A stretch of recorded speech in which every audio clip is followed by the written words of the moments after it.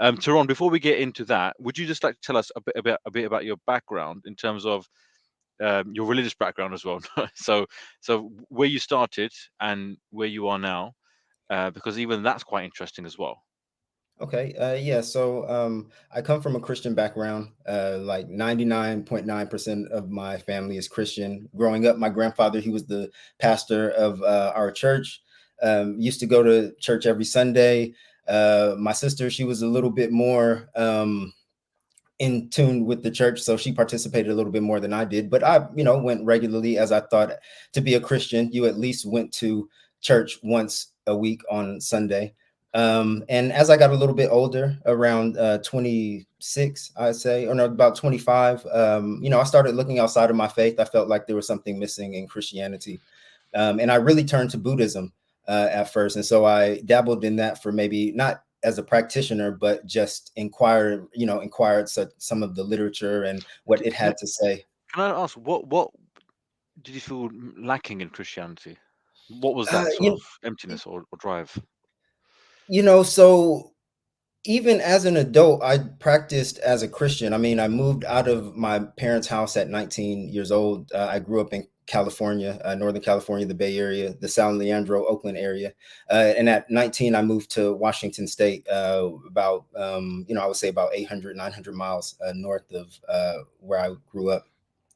And I still participated as a Christian as an adult, and I would hang out with certain church members at that time because I was new in the area, and they were the first people who I met. And being from California, okay, hey, tell me about yourself, and that's always an easy way to meet people. And just long story short, I just felt like there was something about the practice that didn't add up with who I was starting to discover the person of Jesus. I felt like what we were doing was really nice, singing and some of the other practices that they did, that they call it Sunday worship or whatever. But I just thought that there was something that needed to be more in line with the person that we claim to follow, and I just started to look outside of that. Right. I don't know what kind of prompted me to look into Buddhism, but maybe because I was just passing by in the bookstore and it just seemed like an attractive book. And, I started to read about it, and the detachment from this worldly life was kind of attractive, but I Mm, really didn't find it satisfying in the sense that I still had to participate in this worldly life. So I needed something that would, fulfill me in that sense. And Islam really didn't cross my mind until I was at my grandmother's house. As I mentioned, everybody in my family is a Christian. She was a Christian, but she had a Yusuf Ali Quran underneath her coffee table. And as mm. everyone knows, the Yusuf Ali is a very attractive book, The sort of green with gold standard trim, go-to, yeah. y- you know. And I just picked it up, and I came across something that said something about Moses. And coming from my Christian background, I understood that we believe in Moses to be a prophet, messenger. And I was surprised by that because I didn't know anything about Muslims.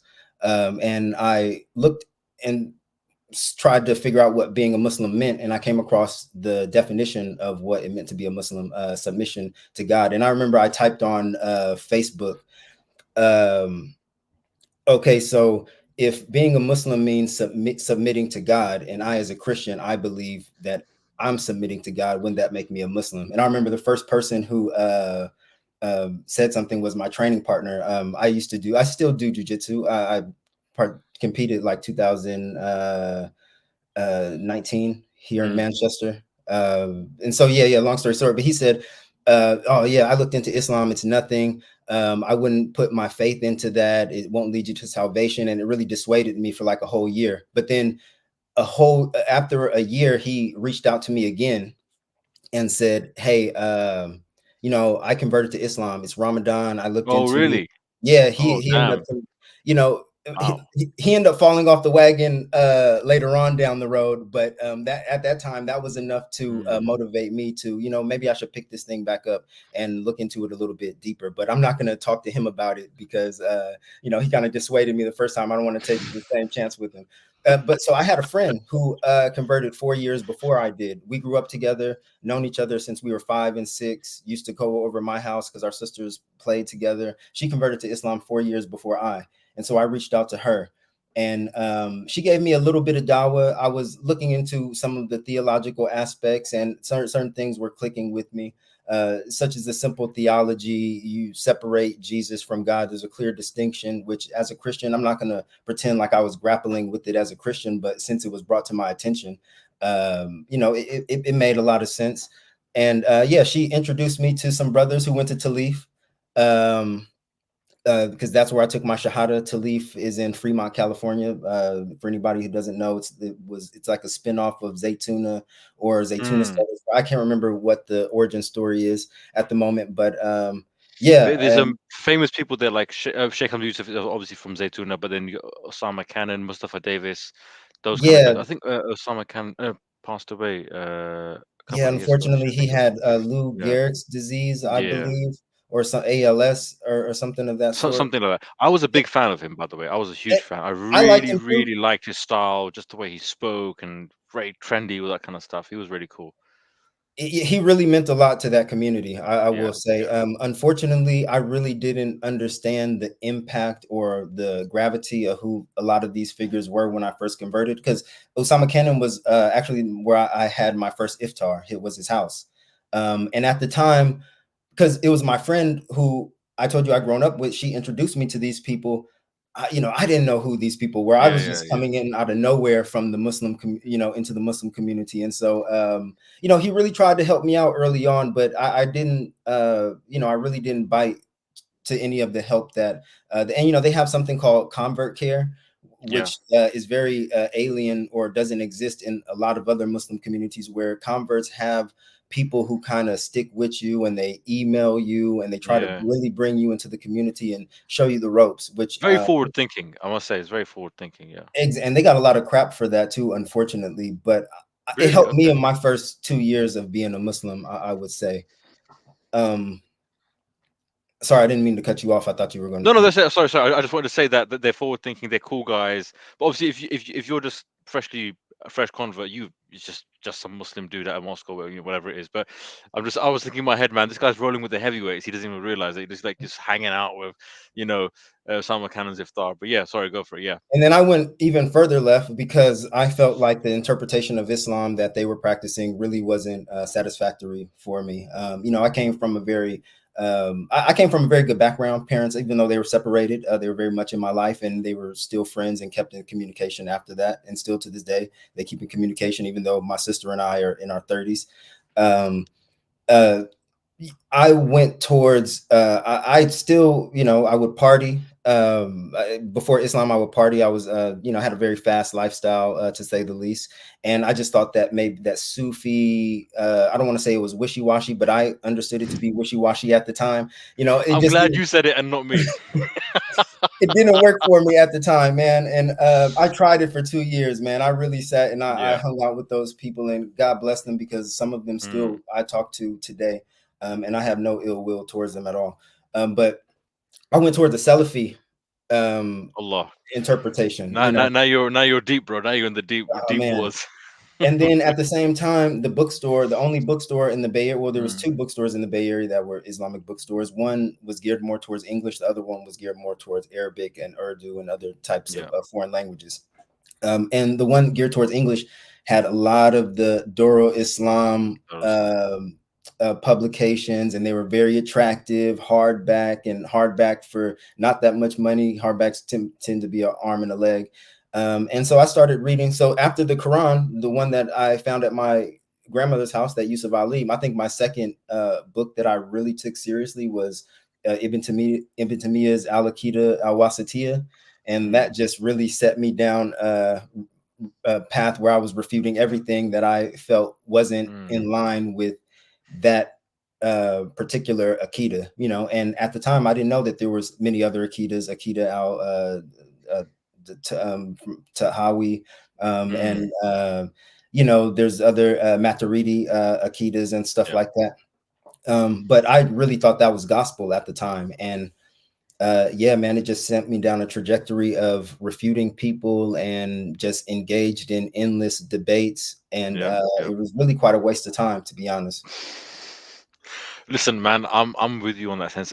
It's funny because when I was in university, I was quite active in the Islamic society, ISOC, whatever you call it. and my friends were more Sufi, or one of them was very Sufi. Generally speaking, they were more Sufi, but then the ISOC people were more Salafi.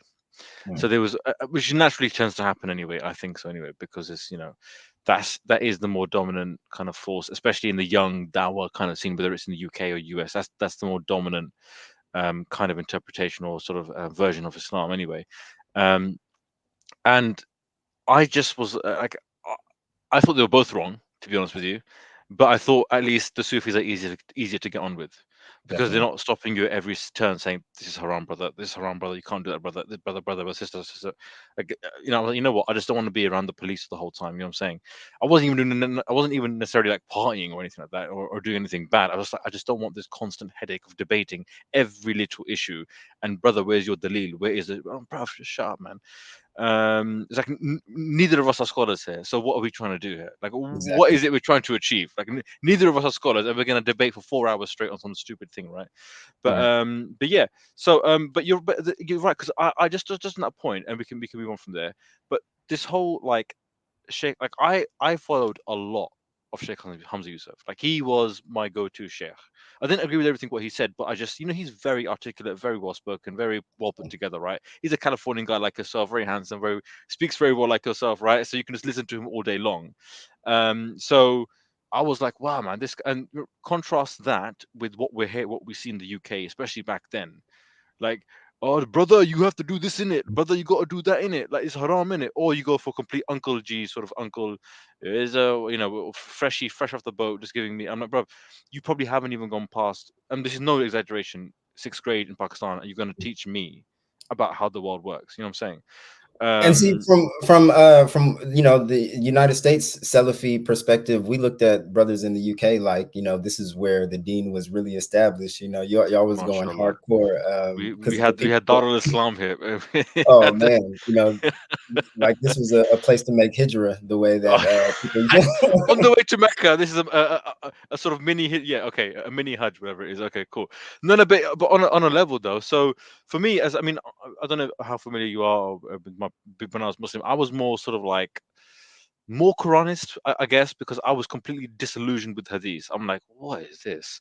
Yeah, And I was always more slightly sort of scientific minded. So when um people are saying, yeah, there's miracles and the part that I didn't like about the Sufis were like, my saints do these miracles, my saint does this and my saint does that, and this saint Abdul Qadir Jilani did this and Abdul Qadir Jilani did that. And I'm like, what? This is just like Superman, Batman kind of stories, right? yeah. So I then I mean, was just I talked to a guy who said that he was interested in Islam, and he first came hold of the Sufi interpretation, and because yeah, of the fantastical stories, it yeah, totally, yeah, changed his mind about it. yeah, absolutely. And I was just like the thing is, I kind of that's why I've reached out to you, because I kind of grew up in a, like, I guess we were by default Sunni by default, but it was kind of Sunni with the lowercase s. Mm, So we didn't really get involved in the whole Shia Sunni debates, or this, are you this Akida brother? And like, we didn't really get involved. So I was kind of raised in a non-denominational way, kind of. We were Sunni, but kind of like chills, like the lowercase Sunni.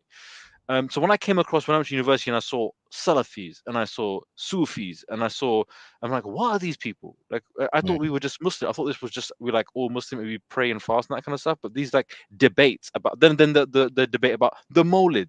I'm like, why is this even like, I didn't like, I honestly, that was the big, like, especially in the UK at that time, there was like YouTube videos coming out, one sheikh calling out another sheikh on Molid, Sheikh Asar Rashid and Murtaza Khan and all these guys. I don't know if you're even familiar with these names, Yeah, yeah, but yeah. I've seen Ashrar Rashid debate a humanist at Manchester University. okay, so you And know him.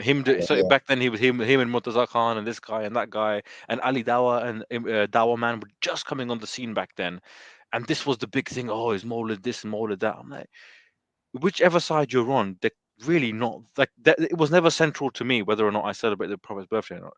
Like, I right, don't care that much about it either way. But for some reason, all these Muslims, all of these minor issues, which I never thought was a major part of the creed or major part of what defines a Muslim, now this was like just like the defining point of all of their beliefs. So I'm like, I was so disillusioned. And then when I said, yeah, let's look at the Quran scientifically or allegorically, all of them would look at me like I'm the crazy one. So like I'm like, what you guys are talking about is the Quran created or uncreated, or my sheikh can fly, and then I said let's look at it scientifically, and also I'm the weirdo. I know. See, so that's the kind of thing that I was going through. But sorry, we can come back to that later. I almost feel like I'm just sort of offloading this to you because I wanted someone No, with your no, mindset to understand. You know what I'm saying? no. I'm very much interested in hearing it. And to be honest, from your previous videos or for your previous work, I don't know if I got all of this. So it's nice to get a recap of the history Yeah, up until where you're at today. And absolutely. Yeah.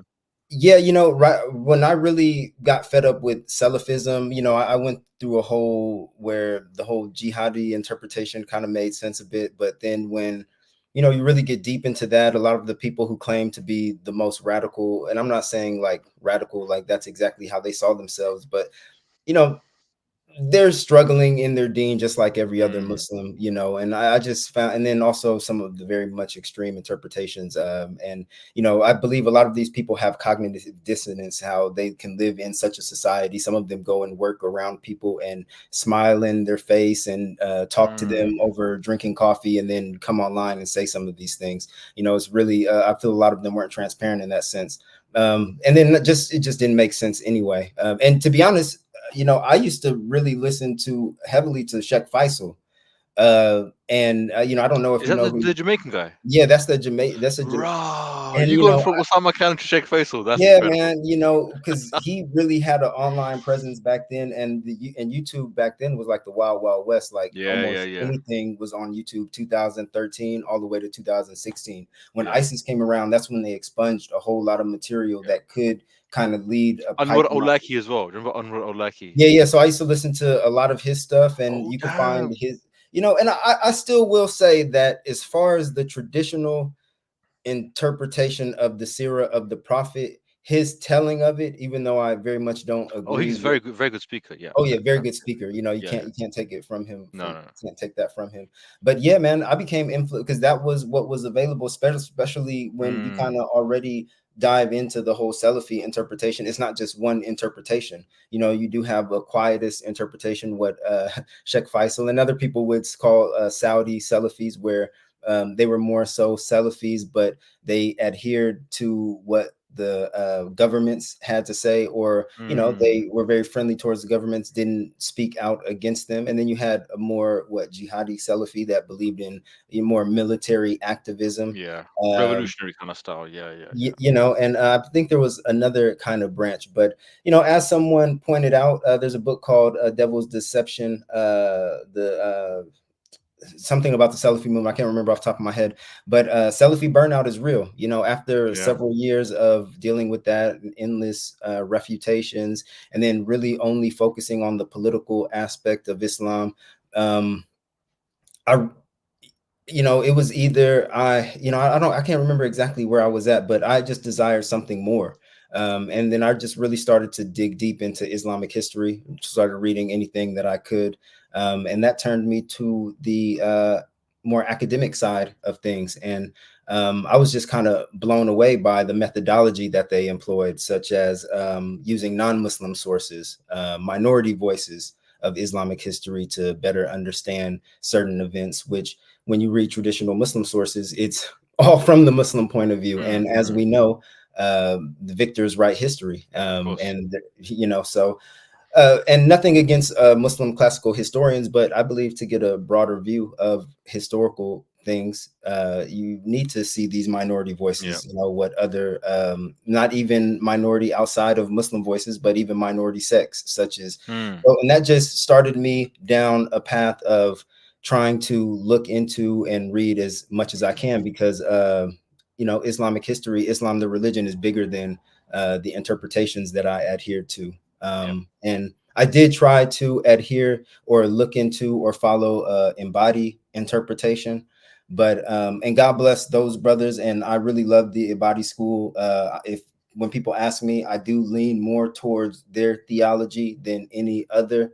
Um, and I just think they're a phenomenal school to look into, and I recommend everybody to go and look, because they're older than It's a school older than Sunnism.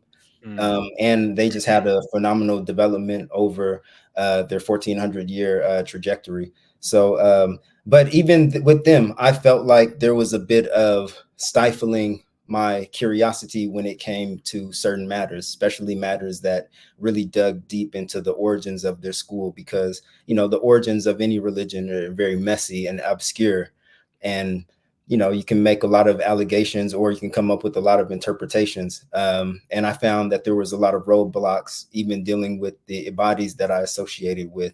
And so that's what kind of led me to being a non-denominational Muslim. For Right. one, I found that there were no roadblocks. When I told people I didn't adhere to any of the traditional schools, Sunni, Shia, Ibadi, but I have very much respect for them. I'm Muslim, I practice. I found that nobody really bothered me about it. They might inquire. I also found that I didn't have to grapple with people over the political situations that happened 1400 years ago. You Yeah. know, that really had nothing to do with Yeah. why I converted to No. Islam in the first place. It's true. It's true. You're right. Absolutely right. No one Yeah. converts to Islam over the fitna 1 or 2. Well, that's a incidental kind of thing, like a historical thing or political. It's not a doctrinal thing, or rather, it shouldn't be anyway. No, but it But eventually, yeah. theological realities did transpire out of that, Mm, to where, yeah. it's not only just a political thing anymore, but there are distinct lines theologically and why Mm, they see. But yeah, so I just found identifying as a non-denominational Muslim more satisfying for my own Islam, or at least kept brought a sense of peace to my own Islam, to where I didn't have to grapple with certain issues that were really had nothing to do with why I converted. And I can still talk about these issues with the open mind and a critical mind, and try to be objective, and hey, sometimes be subjective, if I choose to be. But yeah. I'm not beholden to any kind of uh, interpretation. Uh, and I can't make things up myself. Again, it's not. It is in a sense of Frankenstein DIY or DIY Islam. But I still pray, like, if I go to the masjid on Friday, I pray just like everybody else. My understanding. I mean, I'm not trying to reinvent So the wheel. that's a good question. That's a good point. As a non-denominational Muslim, if a regular Sunni or regular Shia Muslim spent a day with you, if you didn't say you were non-denominational, would they ever realize? Like, No, I mean, no, okay, they wouldn't. My in-laws, I mean, my wife has 10 siblings, you know what I'm saying? And they're wow, all very much Sunni, Shafi'i. Some, when you talk about music, no, it's haram, and mm, things like that. And I get most Muslims I hang out with are Sunni traditional. My mm, neighbor above me, before he moved to Saudi just a couple weeks ago, he was of a very, I hate to say Wahhabi interpretation, but he grew up in Saudi, so what do you naturally, expect? yeah, yeah, And yeah. we got on just fine. Only online, when I express certain views, do Muslims Okay, come with certain backlash. let's get into that.